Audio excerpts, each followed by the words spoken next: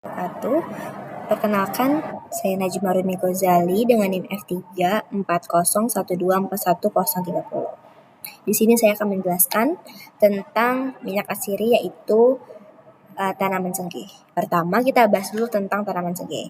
Cengkeh termasuk dalam famili Myrtaceae dan merupakan salah satu rempah asli Indonesia yang punya nilai ekonomi tinggi sejak zaman dahulu. Tanaman ini sudah lama menjadi komoditas strategis, terutama karena hampir semua bagiannya bisa dimanfaatkan. Bagian yang paling sering digunakan adalah bunga, daun, dan gagangnya, yang nantinya menjadi bahan baku pembuatan minyak atsiri. Menariknya, Indonesia masih menjadi produsen cengkeh terbesar di dunia.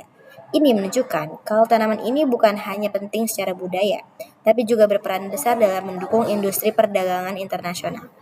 Kalau kita masuk ke bagian minyak asirinya, komponen utama yang paling menonjol adalah eugenol. Senyawa ini bukan cuma memberi aroma khas pada cengkeh, tapi juga berperan dalam aktivitas antimikroba dan menentukan kualitas minyaknya.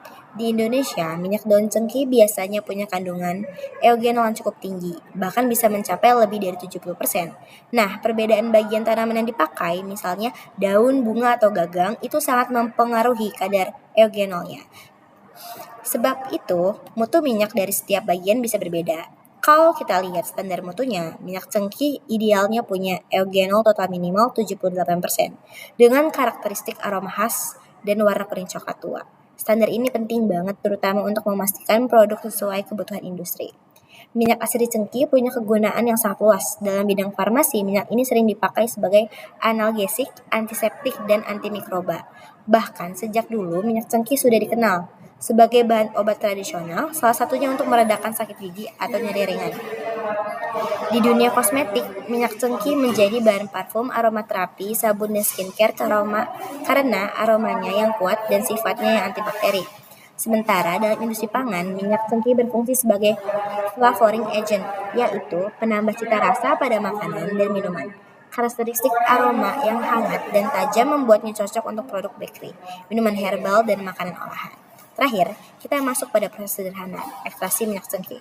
Secara umum, bahan baku seperti daun atau bunga cengkeh yang sudah dikeringkan akan melalui proses distilasi uap.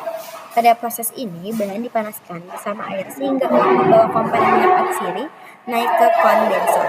Setelah itu, uap akan didinginkan dan menghasilkan dua lapisan, air dan minyak.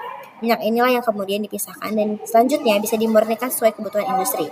Meskipun terlihat simpel, kualitas akhir minyak sangat dipengaruhi oleh kondisi bahan baku, rasio air dan waktu distilasi dan suhu proses. Jadi, pengolahan yang tepat akan menentukan baik tidaknya mutu minyak asiri cengkeh yang dihasilkan. Terima kasih, sekian dari saya.